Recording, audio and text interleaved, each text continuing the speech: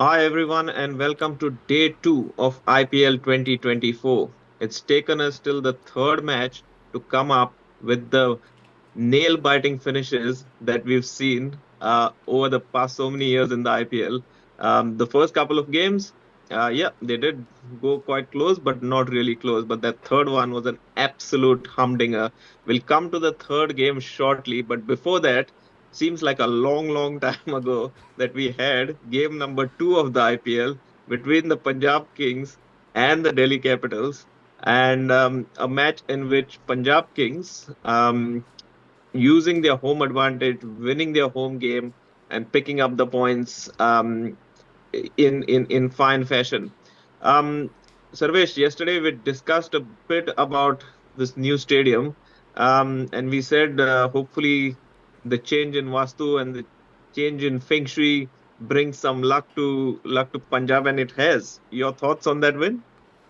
Yeah, first game of the season at new stadium. They were good, but they were also helped by some ordinary decision making from Delhi Capitals.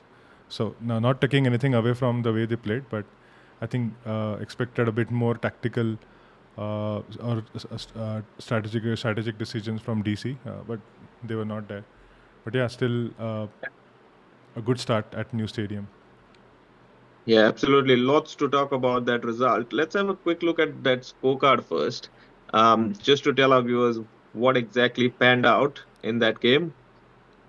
So as you can see, Delhi batting first, 174 for 9. Now, sometimes scorecards can be deceiving because that 174 for 9 looks like a fantastic score, at par score on that surface. But all of that only happened in the last kind of 10 balls that Abhishek Porel played. You can see there Abhishek Porel finishing off in style, 32 of 10 balls. And Shai Hope just pipping him by one single run to become the top scorer in that innings. Um, Punjab obviously getting there, but let's talk about the elephant in the room.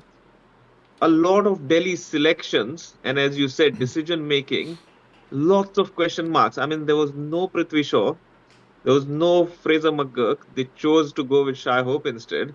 There was no Kushagra. I mean, they spent a lot of money on Kushagra, and we didn't see him at all in this game.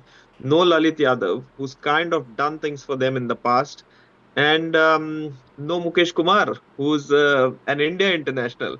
Um, can you kind of explain any of this to our viewers?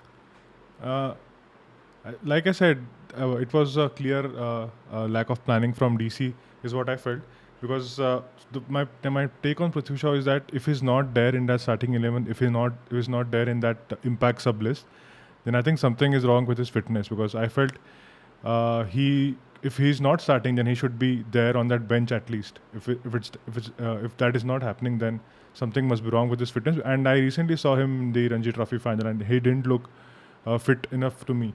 I mean, it could be. It could be different. People could have a different opinion in that, but I think he looked a bit rusty on the field. He was not looking at his best when he was fielding. That's why I felt maybe they will, maybe if they bat first, they will play him and they will maybe sub him out. That's what I felt, but he was not there. So I think there must be some fitness issue, is what I'm assuming. And another decision, I think the big decision was of Mukesh Kumar. What I feel is if you want to Mukesh Kumar is your primary, he's your premier Indian bowler, Indian seam bowler, and what I felt was they were planning to have Mukesh Kumar in the second innings as an impact sub, is what I felt. But they could not get him because of those because of those wickets that they lost in the middle overs. They had to get Abhishek Porel in. That's why they could not get Mukesh Kumar in. But having said that, then why was Mukesh Kumar not in that starting 11, and why did they not go with him in that starting 11 and then Ishan Sharma in the impact sub list? So even that could have happened, right? So, I mean, this would have definitely helped them. So again, uh, Absolutely. so Absolutely. Completely agree with you. I mean, when I look at it, there is two or three things here. I mean, that old English saying that if you fail to plan, then you're actually planning to fail. So that is number one, that I didn't see a lot of planning. They were quick to think on their feet because when they were seven down and they realized that they were not nowhere close to getting a par score. It was good thinking to kind of, use that impact sub rule. And that is exactly what that impact sub rule is for, to make sure that one team is not disadvantaged over the other in any way. So they bring Porel in. Thankfully, he plays the innings of a lifetime to get them to that score. But then what that means is they've used their impact sub and they cannot bring in Mukesh Kumar back into the game. Now, you rightly pointed out, if in the initial stages they had picked Mukesh Kumar ahead of Ishant Sharma, then it would have been Ishant Sharma who would have been left out. And eventually, as it panned out, he anyway left with an injury. Exactly. So, an absolute shambles for Delhi as far as that strategy was concerned. I guess it teaches us one thing, that when you are picking, pick your best 11 first, because you want to make sure that those 11 are on the park. Then eventually, however the game situation turns out, if you need a bowler and you need a batter, that's different. But pick your best 11 that you want to be on the park as your number one side, because if you don't, you can be shortchanged like Delhi was today. Yeah, Um, and there's one more thing that I want to add in this impact sub rule, that if you were bowling first, and then if you're bowling first, and then if you're trying to get one of your bowlers out and get one of your batters in, then don't sub your most important bowler. Like let's say if Mumbai and Gujarat, they go into tiebreaker tomorrow, and if Mumbai sub Bumrah out and get somebody to bat for them, and if the game goes in the super over, then they cannot use Bumrah there. So basically, you just keep your entire starting 11, which is entire primary players inside your starting 11. Just don't sub them out. You have that rule. You can use it in a better way. You can use players who are not part of that primary core. So maybe decision making could be better here. yeah. Just talking about the batting performance as a whole, we saw they got off to a good start. 39 for no loss at one stage, with Mitch Marsh and David Warner both going really well. Then the familiar kind of Delhi collapse that we've been used to. And then eventually, thanks to Abhishek Porel, who managed to get them to that 174. Um, on the bowling front for Punjab, Arshdeep Singh, obviously, there was a lot of talk that he was in form and he was doing well and all of that, so showing us that he is in good form. 2 for 28 of his four. But I've got a absolute father of all stats for you today. I know you're the stats man and you keep giving me all these fantastic stats, but I've got a gem of a stat for you. Harshal Patel was bought by Punjab for 11.75 crores. Guess what his economy rate in his first outing for the Punjab team has been? Yeah. 11.75 runs per over. So that is, I think, the telling stat of the match. Yeah, yeah. We spoke in our preview that it will all depend how this pitch plays, and this pitch to me is playing exactly like Mohali pitch. It's got a hint of green on it. It's got a bit of pace. It's got bounce, and it's really coming onto the bat. And not the best of pitches for Harshal Patel to bowl on. Yes, and also I felt that in the last over, just felt that he overused that bouncer. I mean, bouncer is not his. Maybe he's not. The bouncer is not his primary weapon. His primary weapon is those slower ones, those cutters, those in dippers, those slow in dippers that which very where he has fooled so many batters like Pollard and so many big hitters. So I think that's his strength. He was trying to bowl those bouncers, and Abhishek Purel was taking him for the cleaners on leg side. He actually he was actually predicting that what he's going to do on the next ball. So I think that's probably he could have changed his line, changed his plans. I mean, you don't have to use that second bouncer, is what I'm trying to say. Those are allowed, Yeah, but you can always back your own strength. absolutely. Well, Punjab's reply. Again, during the halftime, I sent you a message and I said, if there's one team who can make a hash of this run chase, trust Punjab to do so, because we've seen it in the past. And there were moments in that run chase where you got the feeling whether they have got control of it, they haven't got control of it. and then finally getting over the line in the last over. Very interesting to see Sam Curran as well. You know, Yeah. they picked him ahead of Sikandar Raza. He bowled the first over, went for 10 runs, didn't come back to bowl for the entire of the innings after that, and then walks out at number four, top scores with 63.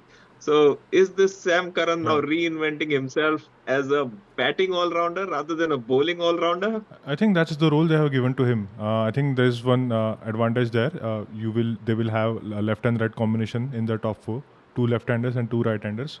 And last year they tried this same thing. They had Atharva Taide, and they tried one or two batters who were left-handed, and I think it did not work out. So I think what they are trying to do with Sam Curran is that Sam Curran will play primarily in that middle order, and he'll bowl 2 or 3 overs, sometimes 4 overs, depending on the surface. But like you said, this is going to be his role, and he'll probably. We earlier felt that he's going to bowl 4 overs, but right now I think he's competing with Sikandar Raza and the all-rounders in that team, maybe Riley Russo as well, and one of Rabada and Ellis will play all the games. So I think that is how they're going to play. Yeah, it's good signs. I mean, at least they're getting value out of him, may it be with the bat or the ball. So as long as he's winning them games, that's all that matters. Um, a quick word on Ishant Sharma's injury during Punjab's run chase. Bowled 2 overs, looked good in those 2 overs, bowled a few wides, you know, and which is happens when you're a bit rusty and you're coming into cricket after a long time. But that ankle didn't look very good when he left the field. So that could be a massive blow Yeah. for Delhi Ishant if was he's out of actually, the tournament. yeah, he was actually looking good coming into the tournament. He played in Ranji Trophy. He was looking good. He was doing all the hard work, and I was actually discussing this with. This was discussing this on Twitter, and we discussed that he's actually not going to play for India in Test matches, but he's still motivated enough to play in the longest format in domestic cricket, and he's trying to help the youngsters and trying to guide the next generation in that Delhi camp. So I think he has done all the hard work, and it's very unfortunate that after doing all this, after keeping himself fit for the entire season, he is now coming into IPL and he has like that ankle. It, like you said, it did not look good. So it's very unfortunate that it has happened. And before that ankle twist, he was actually bowling very well. He was fielding very. I mean, look at that effort that got Johnny Bairstow run out. I mean, you did know you did not. I did not expect that from a 36, 37-year-old veteran. I mean, sometimes it could happen that such efforts are not made by them, and that's absolutely okay. We normally don't criticize them for this, but he was at his best. He was fielding well. He was bowling well. So I think it's very unfortunate that it has happened to him in the very first game. Yeah. Yeah, totally agree. What was not unfortunate though was to see Rishabh Pant back on a cricket field. Um, I mean, we all knew that even him just playing a game of cricket at this stage is what was important. Yeah. But he not only played, he looked pretty good. His fitness was there. He was charging for the singles and doubles. And we saw a couple of good shots. And yeah, it looks like well and truly Rishabh Pant and his fitness are exactly where they should be. I mean, not just his Your thoughts fitness. on If that? yeah, not just his fitness, but I think he was looking very sharp. Uh, I mean, if you look at his body language, it did not feel like he has been missing out on last 15, 16 months. He was pretty much in it. And one of the things that I noticed, he was very aggressive with his captaincy as well. On in 14th over for Livingstone, he had a leg slip, and then there was one flying slip for him. So again, that tells you that he was on front foot. He was making all those aggressive changes. So I think when his captaincy was impressive. I mean, of course, they were a bowler down, and then Ishant Sharma got injured. So that's basically 6 overs of your primary seam bowlers gone, but they still managed to stretch that game till 20th over. And I think a lot of credit for that should go to Rishabh Pant's captaincy. Yes, he was on point today and he looked sharp. And a lot of credit also should go to Kuldeep Yadav and Yeah, Akshar Patel because without their spells, this game could have yeah. been over a lot earlier. Um, initially we saw what Khalil dished out today. Ishant was injured. And if it hadn't been, and Mitch Marsh was, military medium, and he had to bowl his 4 overs because of what happened to Ishan. But without Kuldeep Yadav, 2 for 20 in a 177 game, it just shows that he's Yeah. in form. And we've been saying that, he looks in good rhythm, he's in great form, it's hard to pick him, and he's just constantly delivering, and Akshar Patel as well. The spinning Yeah. combination for DC is actually sorted. They just need a bit of support from the fast bowlers, and if they can get that, they've got a lot of potential, could go some distance in this tournament. Yes, I'll tell you what I noticed in today's game.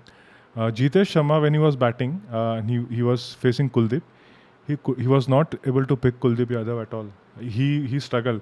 And when an uh, Indian domestic keeper who has played in domestic cricket for so long, if he's not picking your bowling, if he's not picking your googlies and your flippers, then I think you're doing something which is not normal, because you expect these keepers to be on their, like, these guys know what's going to come. These guys watch the hands of all these spinners.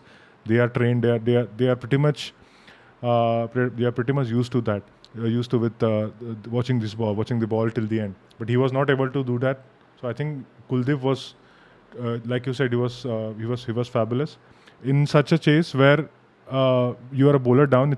Sometimes it becomes very difficult to control the game just with your own bowling. So yeah, credit to him. Absolutely. Well, that brings us to the end of the analysis for that game. Any other interesting stats or anything else to discuss with regards to Delhi and Punjab, or before we move on to KKR and Sunrisers Yeah, Hyderabad? I think, and also one more point that I noticed in that stadium. I don't know.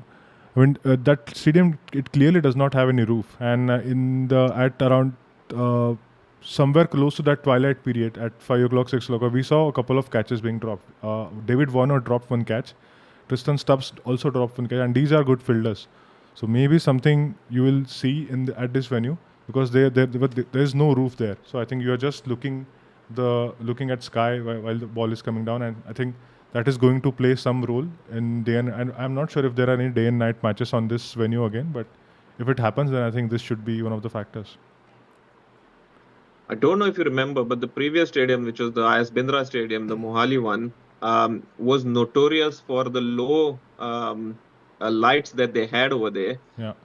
Which means that they used to have lots of light towers, and they were quite low. So the light wasn't being projected from a very high angle, Right. and that used to create a lot of dropped catches at the Mohali Stadium, anyways. Yes. Now that we've moved to the new stadium.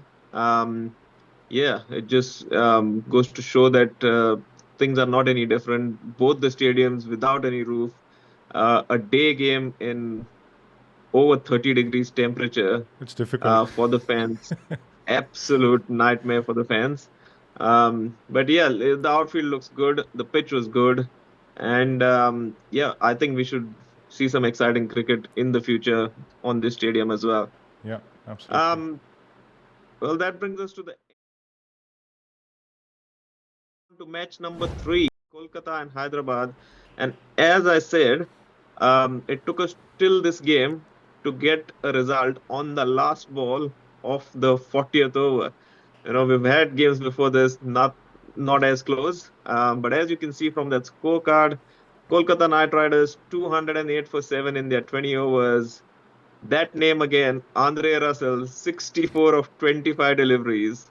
We spoke a lot about Sunil Narayan and Andre Russell, and both of them playing absolute pivotal roles in this victory today.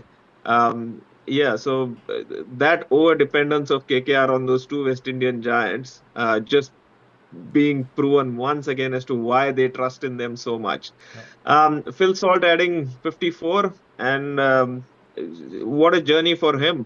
I'd like to spend a little bit of time talking about Phil Salt, because if you remember in the auction, he didn't get picked by anybody initially. Yeah. Um, he was playing in the West Indies at that time, where England were playing a series, smashed a couple of hundreds in that series. Then KKR kind of got him because Jason Roy pulled out. And yeah, since then he's come in, he's played the first game, he's kept Gurbaz out of the team. But yeah, playing really well, and a great new addition to the KKR side.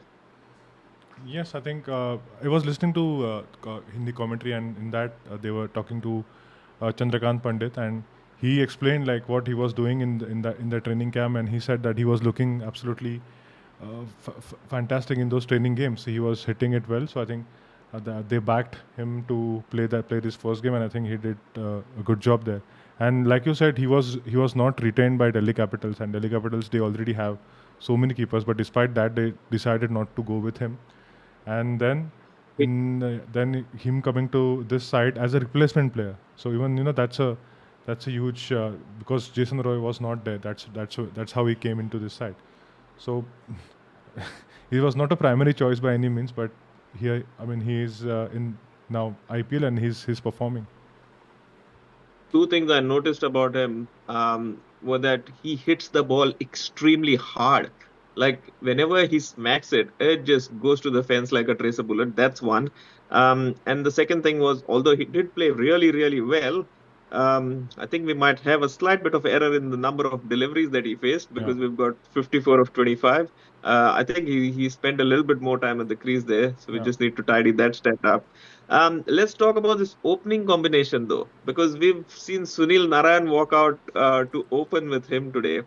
And one of the things I get the feeling is they just don't know where to bat Sunil Narayan. So I think it's like an afterthought wherein they say, we're not really going to get much out of him at the bottom of the order. Let's just send him at the top. If he comes off, he comes off. If he doesn't, then Venkatesh Iyer comes in and at number three. Um, do you agree with that thought process? I would rather just let Venkatesh Iyer go and open rather than having Sunil Narayan there. Your Yeah, thoughts, yeah. I Sarvesh? think I think you rightly said. I think that ship has sailed. I mean, it's done. I mean, everyone now knows how to bowl to Sunil Narayan when it comes to open. I mean, we have seen this. He struggles. He normally struggles with that moving ball. And if you don't give him enough room, then he'll struggle. And what that does is that adds unnecessary pressure on his partner. So now today, Phil Salt took it on himself to score some quick runs, but in one of the games, it could happen that Sunil Narayan could actually play 5-6 dots, and his partner, if he tries to make up for those lost deliveries, and if he gets out in that process, then I think that decision will backfire. So, like you rightly said, Venkatesh Iyer, I think it's better to have him in top two and just go with your normal flow. I mean, let Sunil Narayan do what he does best, is his bowling, and I think, yeah, that's how they should go. Yeah.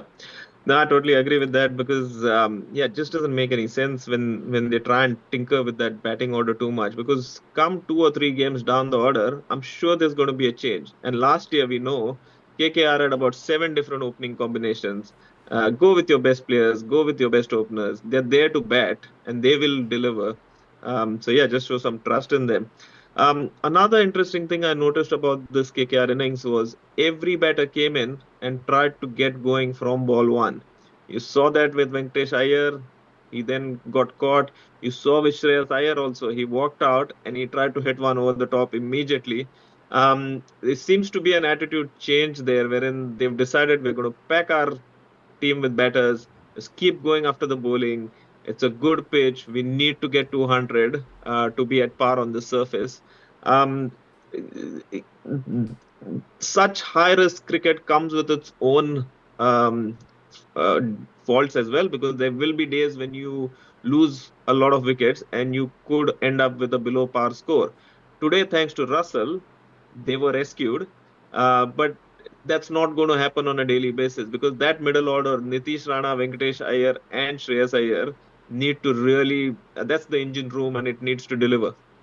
Yes, those wickets, Venkatesh Iyer, he was walking out on every second delivery. I think he has done the same in the past. If you remember last season, he scored 100 versus Mumbai. And in that match, also he did the same thing, but it worked out for him. He scored a century, but uh, the, s- based on different surfaces, I think it was not a very good idea to do the same today. And he was doing it on every other ball, and especially with that rule of two new bouncers, it may not be a good idea to come out against the seamers, and look to charge those bowlers. You might face one or two nasty bouncers in the process. So, like you rightly said, maybe they needed some different approach. And Shreyas Iyer, it was his captaincy debut in front of his home crowd. It was his first game as a KKR captain at Eden Gardens. It did not work out for him. He got out on second balls, could not score a run, and in the end as well, it looked like that Varun Chakravarti over. It looked like a very bad decision. So he was actually I don't think he had a very good match, but he got bailed out because of some brilliant individual performances from Andre Russell, like you said, then Ramandeep Singh, and then of course that last over by Harshit Rana. I mean, nobody was expecting him to pull that off with Henrik Klassen batting at the other end. So, yeah, credit to these guys, but I think they made some mistakes as well. Yeah, we'll come to that run chase shortly. But before we go there, Ramandeep Singh, I remember you telling me about Ramandeep Singh, and I know you've been a big fan of Ramandeep Singh for the last couple of years now. The guy walks in, and he again, like Phil Salt, just hits the ball so hard. He's a shortish kind of guy, but he's got lots of power and hits it a long, long way, doesn't he? Yeah. So what I have seen of Ramandeep Singh is he bats for Punjab. He bats very low, and even for Mumbai Indians, he used to bat way down the order. I think at number 7, number 8, number 9. That was his role. Even for Punjab, I have seen him come to bat when the game is already gone. When the team needs 60 from 15 or 20 deliveries, that's when he comes to bat. But he still manages to score those quick runs. So that's what he has been doing for last couple of years. So that's where it tells you that no, this guy can really start hitting from ball number one. And today, they were they were under pressure and they needed somebody because Rinku Singh was at the other end. They kept Russell for the back end, so they needed somebody to score some runs in that middle over phase so that Rinku Singh could get in, and then they did not want to expose Russell that early. So he not only prevented that, he also improved their scoring rate. That also allowed Rinku Singh to get in. So I think in that first innings, I think he was equally important. His knock was it was brilliant. I mean, some selfless shots. Normally, when you see these guys coming in, you see that they normally playing for their spots, but that's not the case with Raman. That what we saw today. He was playing freely. He was playing those cracking shots, and I think again a very good decision by KKR management to send him that up. That's what I wanted to highlight, because normally people do. I have seen very few teams using him in a good manner, and this was an exception. They used him pretty well. You make a great point. When you play selfless cricket and you play without the fear of failure, it sometimes, most times, it tends to help you play your natural game. And when you play your natural game without any pressure, it comes off more often than not. Yeah, let's spend some time talking about this run chase, because chasing 209 for victory, you almost get the feeling that the opposition team has to replicate what the previous team has done. So somebody had to replicate what Russell did. Somebody had to replicate what Phil Salt did for SRH. Now, if you look at that scorecard again, Klassen doing exactly what Russell did, um, and Abhishek Sharma and maybe somebody else doing exactly what Phil Salt did. Um, they were one shot away from victory. I mean, at times throughout that game, they got a great start from Tripathi and the other opener who was opening. I think Got just a mind blank here. Mayank and Abhishek Mayank were and key. Abhishek, Yeah. sorry, not Tripathi. Mayank and Abhishek gave them a fantastic start today. Mayank Agarwal obviously rolling back the years, reminding us about the old Mayank Agarwal. Abhishek Sharma also, we talk about him being a mutual fund that SRH have invested in for a long time, but delivering on that front as well. But that innings kind of stalled in the middle when Tripathi came out, Rahul Yeah. Tripathi came out, 20 of 20 balls.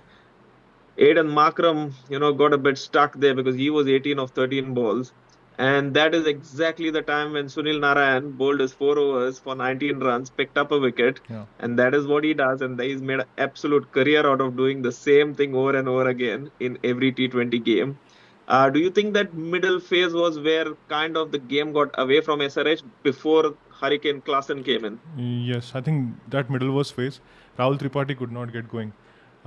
They needed somebody. They probably will do that in next few games. They probably will send somebody up because let's not forget they even had Marco Jansen in their in, with them available. So maybe they can try sending him up in some of the games because we know what he can do, or they can try somebody. They have a lot of domestic talent like Sanvi Singh and Nitish Kumar Reddy. Maybe they can use them as well. But it looked like you pointed out. Rahul Tripathi 20 from 20. It did not help, especially in a game where you require 10 runs per over. Somebody going at 20 from 20, it is not going to help. And then that heavy Yep. lifting had to be done by the other batters, and they are quite lucky that Henrik Larsson, they have signed him, at a perfect time. He's in that phase of his career where I mean he can do anything. He almost pulled it off. I mean they were in a very difficult situation. I was reading some numbers at after the end of 16th or 17th over. I think the chances of winning were quite low. I think it was in like 0.4, 0.5 or somewhere around 1%. From there, they almost stole that victory from KKR. So I think, yeah, credit to these guys. They batted brilliantly.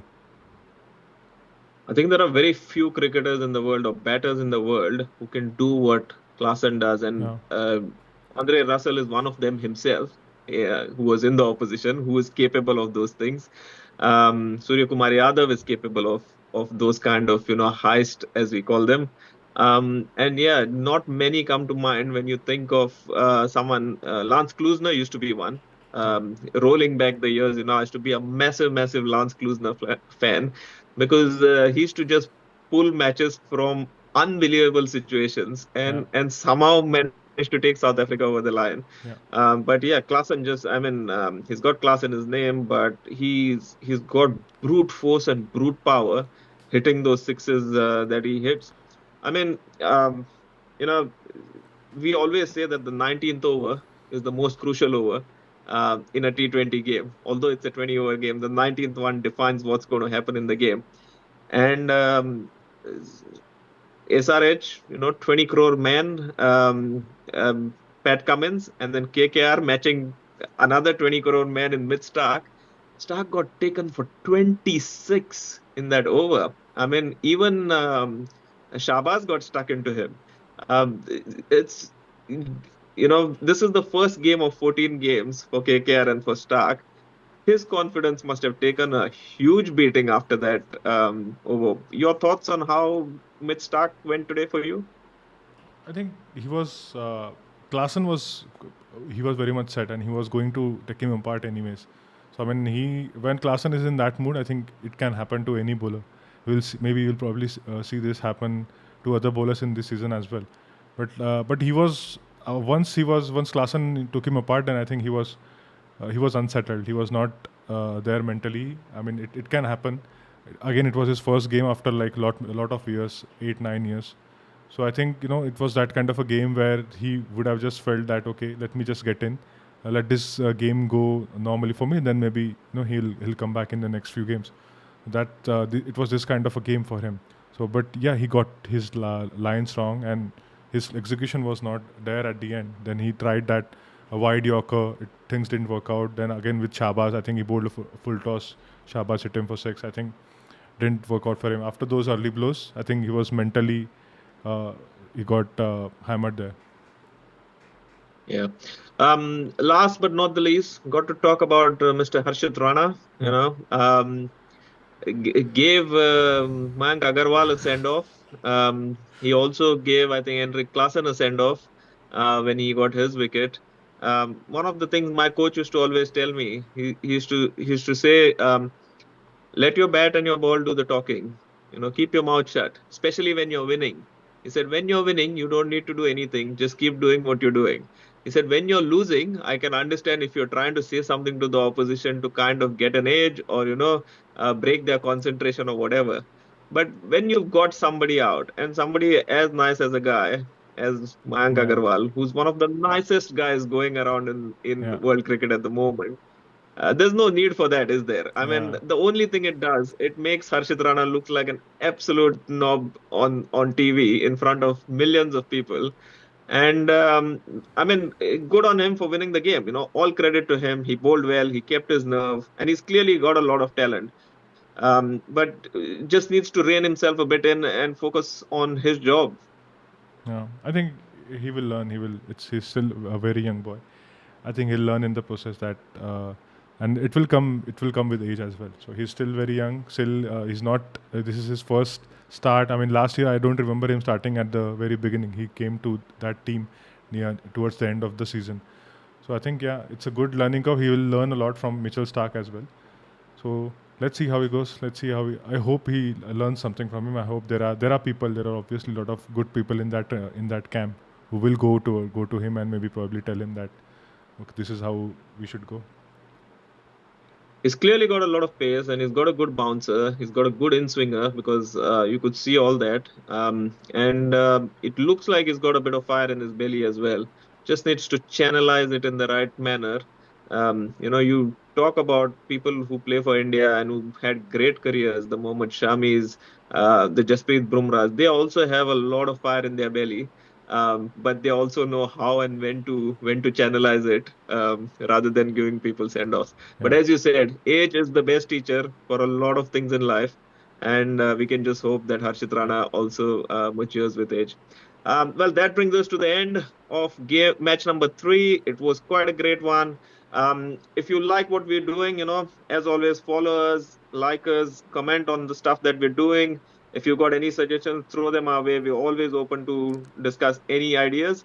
And Sarvesh, any closing comments before we go off? No, let's see you guys after tomorrow's two games. Good games coming up. Hardik Pandya against his former team, playing with his former team, which is now his current team.